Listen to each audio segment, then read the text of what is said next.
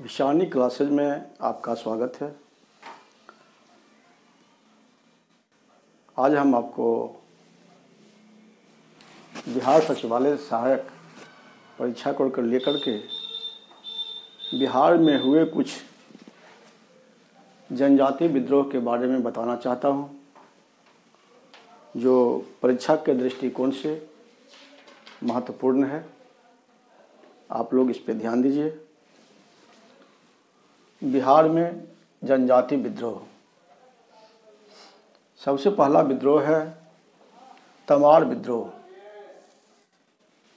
यह विद्रोह 1789 टू 94 ईस्वी तक चलाया गया। इस विद्रोह का स्थान छोटा नागपुर था। छोटा नागपुर में उरांव जनजाति के लोग बहुत अधिक संख्या में निवास करते थे। उनका काम मजदूरी और घूम घूम करके कार्य करना था। जब इनके द्वारा जमींदारों के खेत में काम करते थे, उसके बदले इनको कुछ अनाज या बहुत कम मात्रा में कुछ पैसे दिए जाते थे। बार बार जमींदारों द्वारा इनका दमन किया जाता था। दमन के खिलाफ जमींदारों के विरुद्ध इस उरांव जनजाति द्वारा उनके शोषण के खिलाफ विद्रोह शुरू कर दिया। यह विद्रोह 1789 से 94 ईस्वी तक चला। इसके बाद जमींदार इनको उचित मजदूरी देने पे मान गए। अंततः इनका विद्रोह समाप्त हो गया। अब अगला है दूसरा वहाबी विद्रोह। इसका मुख्य विद्रोहकर्ता अब्दुल अल वहाब, जो अरब निवासी के मुसलमान थे, उनके द्वारा भारत में चलाया गया था। और भारत में सैयद अहमद बरेलवी यही मुख्य थे विद्रोह के जनक, जो इस आंदोलन का शुरुआत किए थे। सर सैयद अहमद बरेलवी और पटना में, जो पटना बिहार में है, पटना में बिहार में विलायत अली एवं इलायत अली, ये दोनों भाई थे। विलायत अली और इनायत अली ये दोनों भाई थे। इन्हीं के द्वारा पटना में ये आंदोलन चलाया गया था। इनका उद्देश्य था सामाजिक न्याय की मांग। ब्रिटिश शासन काल में अंग्रेजों द्वारा बहुत व्यापक पैमाने पर शोषण किया जाता था, तंग किया जाता था। इसके खिलाफ इन्होंने आवाज़ उठाई। जो ब्रिटिश शासन के समाप्ति तक ये आंदोलनरत रहे। अंतोगत्वा ब्रिटिश शासन को हिंदुस्तान से जाना पड़ा और बिहार से भी जाना पड़ा, तब जाकर के ये आंदोलन समाप्त हुआ। तीसरा आंदोलन है लोटा विद्रोह।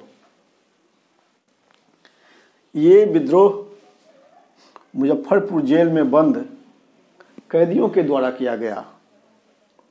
पहले जेल में कैदियों को पानी पीने के लिए पीतल का लोटा दिया जाता था।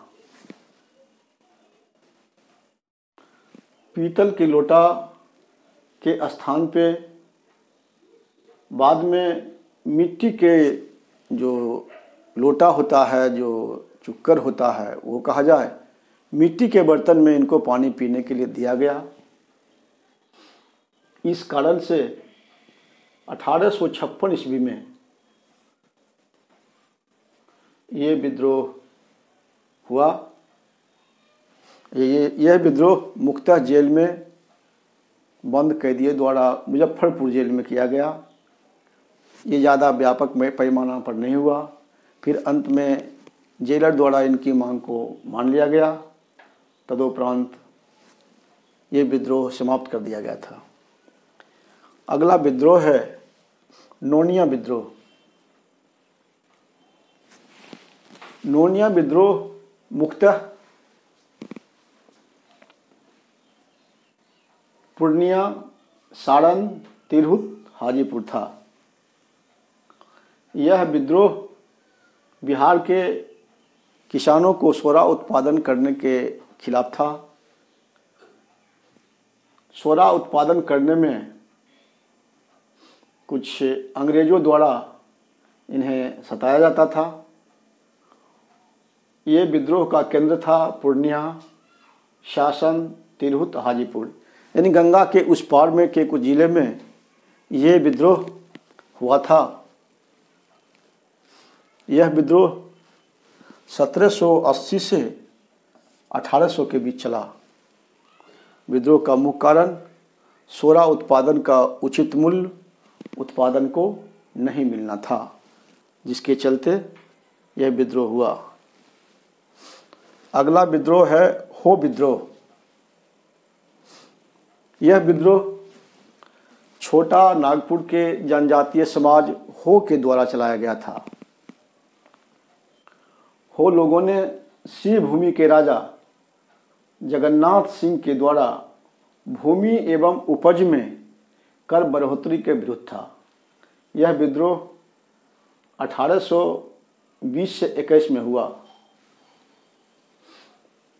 राजा जगन्नाथ सिंह, ये देखिए, राजा जगन्नाथ सिंह, ये सिंह भूमि जिला, उस टाइम में सिंह भूमि एक जिला था, वहाँ पे ये विद्रोह हुआ। राजा जगन्नाथ सिंह जो जमींदार थे, वहाँ पे जो जनजाति थे, हो समाज के लोग, उनके खेतों में पट्टे पर लेकर के खेती किया करते थे। और जब खेती हो जाता था तो उसमें जो उपज होता था उसके बढ़ोतरी हुई और उस जनजातीय समाज को उसको उचित मुआवजा नहीं मिलता था। इसलिए हो जनजातीय ने ये राजा जगन्नाथ सिंह के विरुद्ध आंदोलन कर दिया। इसी आंदोलन को हो विद्रोह कहा जाता है। अगला विद्रोह है कोल विद्रोह। यह विद्रोह 1831-32 में छोटा नागपुर में हुआ था। इस विद्रोह का नेतृत्व बुद्धो भगत सिंह राय एवं सुरगा मुंडा द्वारा किया गया था। परीक्षा में अमूमन ये पूछा जाता है कि कोल विद्रोह कब हुआ, आपको सन ईस्वी पूछेगा या कहाँ हुआ, इस विद्रोह का नेतृत्वकर्ता कौन थे। तो ये देखिए, कोल विद्रोह 1831-32 ईस्वी में हुआ। छोटा नागपुर, इसका विद्रोह का स्थल छोटा नागपुर था। इस विद्रोह का नेतृत्वकर्ता बुद्धो भगत सिंह राय एवं सुरगा मुंडा थे। यह विद्रोह भी जनजाति द्वारा ही किया गया है। जितना विद्रोह आज मैं बता रहा हूँ, सारा विद्रोह जनजाति विद्रोह है। ऊपर में हेडिंग में दे दिया गया है बिहार में जनजाति विद्रोह, इसलिए ये पूरा जो है जनजाति विद्रोह है। सबसे प्रमुख विद्रोह आपका है ये संथाल विद्रोह। संथाल विद्रोह अमूमन संथाल परगना में भी हुआ है। इसका विद्रोह का क्षेत्र है भागलपुर, हाजीपुर, सिंहभूमि, वीरभूमि। संथाल मजदूरों पर जमींदारों और साहूकारों द्वारा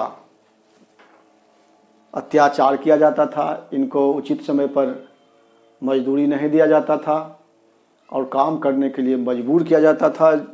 जमींदारों द्वारा शोषण किया जाता था। उस टाइम जमींदार जो थे वो अंग्रेज़ों के पक्ष में रहते थे, अंग्रेज़ इसका सपोर्ट करते थे, इसलिए मजदूरों द्वारा ये चलाया गया। विद्रोह का जो स्थल है भागलपुर, हजारीबाग, सिंहभूमि एवं वीरभूमि जिला था। विद्रोह का नेतृत्व करता सिद्धू कान्हू। देखिए, सिद्धू कान्हू 2 आदमी थे, उसके बाद भैरव एवं चांद थे। ये 4 आदमी जो है इस विद्रोह का नेतृत्व करता थे। विद्रोह का शुरुआत 1855 से 56 ईस्वी में हुआ था। संथाल द्वारा अपनी समानांतर सरकार की घोषणा की गई। विद्रोह का स्थान भागलपुर एवं राजमहल का क्षेत्र था, जिसमें संथालों एवं अंग्रेज़ों के बीच लड़ाई भी हुई, झड़प भी हुई थी। अंतोगत्वा अंत तक संथाल विद्रोही जो मजदूर थे वही सफल हुए थे। उन्हीं को उचित न्याय मिला, अंग्रेज़ों द्वारा उनको उचित मुआवजा दिया गया, सब कुछ दिया गया। अंतोगत्वा संथाल विद्रोह समाप्त हुआ। अंतिम विद्रोह है, यह है ताना भगत आंदोलन। यह आंदोलन 1914 में ताना भगत द्वारा शुरू किया गया था। यह आंदोलन संथाल, मुंडा, उरांव जनजाति द्वारा सम्मिलित रूप से किया गया था। इस आंदोलन में ये तीनों